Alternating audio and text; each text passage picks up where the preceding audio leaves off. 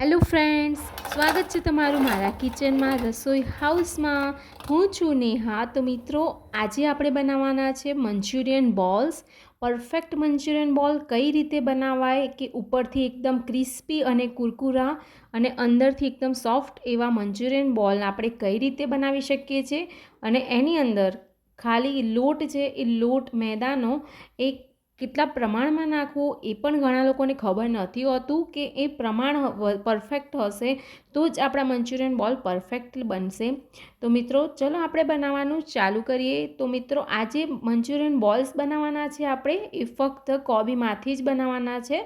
But તમે કોબી સિવાય પણ ઘણી બધી તમારી પાસે જો વેજીટેબલ્સ હોય તેનો ઉપયોગ કરી શકો છો. બટ આપણે ખાલી આપણે કોબીજમાંથી જ બનાવવાના હોય છે. જે પણ તમારી પાસે અવેલેબલ હોય એ આની અંદર નાખી શકો છો વેજીટેબલ્સ. બટ આજે હું ખાલી કોબીજમાંથી જ તમને બતાવવાની છું કે કઈ રીતે મંચુરિયન બોલ્સ આપણે બનાવી શકાય છે. એ બી આખું તપેલું ભરીને બનાવવાના છે મિત્રો. તો અને કોબીજ તો અત્યારે ખૂબ જ સસ્તી મળે છે. તો કોબીજના મંચુરિયન ખૂબ જ સરસ લાગે છે. એમને એમ કાચા પણ બધા બનાવશો મિત્રો જ્યારે ત્યારે બધા પતી જશે અડધા તો ખાવામાં જ. તો આ રીતે મેં કોબીને ટુકડા કરીને આ રીતે ચોપર છે મારી પાસે, તો ચોપરમાં જ કોબીને અહીંયા આગળ મેં ચોપ કરી છે. કોબીને તમે છીણી પણ શકો છો, પણ વધુ પ્રેફરન્સ તમને હું કહું તો ચોપરમાં જ તમે કટ કરશો તો એની અંદરથી પાણી ઓછું રિલીઝ થાય છે. તો ખાસ કરીને તમારી પાસે ચોપર હોય તો ચોપરમાં જ કોબીને તમારે કટ કરવાની રહેશે. એકદમ આવી ઝીણી ઝીણી જુઓ ચોપરમાં કેટલી સરસ મજાની એકદમ ઝીણી એવી કોબીજ સમારાઈને કટ થઈ છે ને ફ્રેન્ડ્સ. તો આમાં શું થશે કે જ્યારે પણ તમે કોબી કટ કરશો ને મિત્રો, તો પાણી એકદમ ખૂબ ઓછું રિલીઝ થાય છે. તો આ વાતનું ખાસ ધ્યાન રાખવાનું છે કે ચોપર હોય તો ચોપરમાં જ તમે કટ કરજો કોબીને, અને ના હોય ઇવન તો તમે સહેજ મોટી જે છીણી આવે છે એનાથી છીણવાનું છે. તો એમાંથી પાણી ઓછું નીકળશે. અથવા તો તમારે પછી એવું હોય તો પાણી બધું તમારે અલગ કાઢી દેવાનું રહેશે. પણ મારું પ્રેફરન્સ છે કે તમે ચોપરમાં જ ચોપ કરજો. હવે મિત્રો, કોબીની અંદર મેં અહીંયા આદુ મરચાંની પેસ્ટ અને લાલ મરચું પાવડર, મેં કશ્મીરી મરચું પાવડરનો યુઝ કર્યો છે અને 1 ચમચી તીખું મરચુંનો ઉપયોગ કર્યો છે. સ્વાદ પ્રમાણે મીઠું નાખી દેવાનું છે અને પિંચ જેટલી આપણે હળદર નાખી દઈશું આની અંદર. અને અડધી ચમચી જેટલું ધાણા જીરું પાવડર આપણે નાખેલું જ છે અને અડધી ચમચી આપણે ગરમ મસાલો નાખવાનો છે. બસ, આના સિવાય આપણે બીજું કંઈ જ આ બોલ્સની અંદર ઉમેરવાનું નથી. વેજીટેબલ તમે જેમ છે ગાજર છે, કેપ્સિકમ, ડુંગળી, આમાં શું થાય છે મિત્રો કે વધારે પડતું પાણી છૂટે છે. તો ઘણા લોકોને પ્રોબ્લેમ્સ આવતી હોય છે.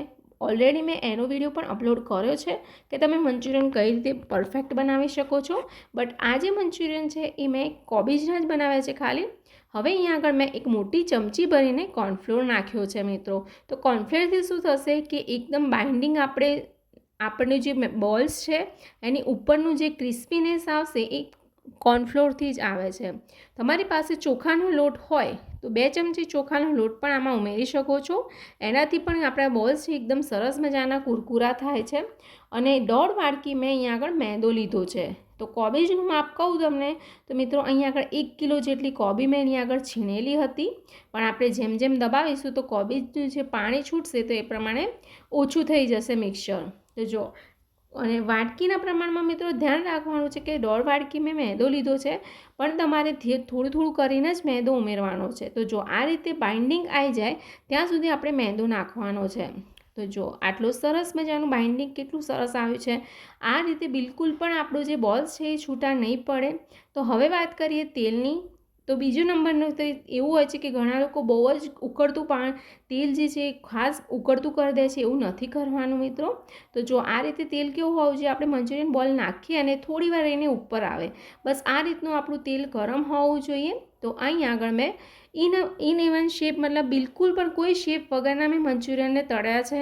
બટ તમારે કોઈ એકદમ એવું હોય અમુકને કે ગોળ જ મંચુરિયન ખાવાનું આમ દેખાવમાં સારું લાગતું હોય છે, પણ મેં અહીંયા એવું નથી કર્યું. તો ગોળ તમારે કરવા હોય તો તમે પહેલાં બધા જ મંચુરિયન બોલને ગોળ ગોળ શેપ આપી દેવાના છે ને પછી તળવાના છે.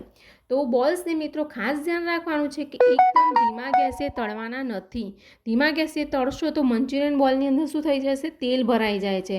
તો આ બહુ મોટી ભૂલ કરતા હોય છે ઘણા લોકો. તો આ વાતનું તળવામાં ખાસ ધ્યાન રાખવાનું છે કે મીડિયમ ટુ હાઈ ફ્લેમ પર જ આપણે મંચુરિયન બોલને તળવાના છે.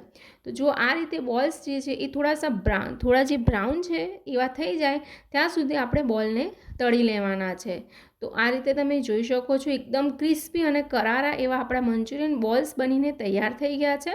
તો એક બેચની અંદર મારે જેટલા પણ કઢાઈમાં આવે છે તો બધા જ મંચુરિયન બોલને તળી લઉં છું. આ રીતે મેં સેકન્ડ બેચને પણ તળી લીધો હતો. આ રીતે મારે ટોટલ 4 બેચમાં મેં મંચુરિયનને તળ્યા હતા, કારણ કે ખાસું બધું બેટર મેં બનાવેલું હતું. તો જો આ રીતે મેં બિલકુલ પણ શેપ નથી આપ્યો મંચુરિયનનો, અને લારી પર સ્ટ્રીટમાં પણ આ રીતે જ હોય છે. તો જુઓ ખાસ્સા બધા એવા 1 કિલો કોબીમાંથી ખાસ્સા બધા એવા આપણા મંચુરિયન બનીને તૈયાર થાય છે ફ્રેન્ડ્સ. અને બિલકુલ પણ ઝંઝટ વગર બહારના જે ખરાબ આપણે ખાઈએ છીએ એના કરતાં ઘરે બનાવીને ખાશો ને તો એકદમ સરસ મજાના લાગશે. અને આવા કાચા મિત્રો એ બિલકુલ આ રીતે ખાલી બોલ્સ બનાવશો ને તમે તળીને તો પણ અડધા તો એમનેમ જ પૂરા થઈ જશે. તો જો હું તમને તોડીને બતાવું, એકદમ ઉપરથી ક્રિસ્પી અને અંદરથી એવા સોફ્ટ એવા આપણા બોલ્સ બનીને તૈયાર થયા છે મંચુરિયનના. તો મિત્રો આ રેસીપી તમને કેવી લાગી મને કમેન્ટ કરીને જરૂરથી કહેજો. અને મારો વિડીયો સારો લાગે તો પોતાના ફેમિલી ફ્રેન્ડ્સમાં પણ જરૂરથી શેર કરજો. તમે બધા ક્યાંથી જુઓ છો એ પ્લીઝ મને કમેન્ટ કરીને જરૂર કહેજો મિત્રો. મળીશું આપણે આવા જ નવા વિડીયો સાથે. ત્યાં સુધી બાય બાય.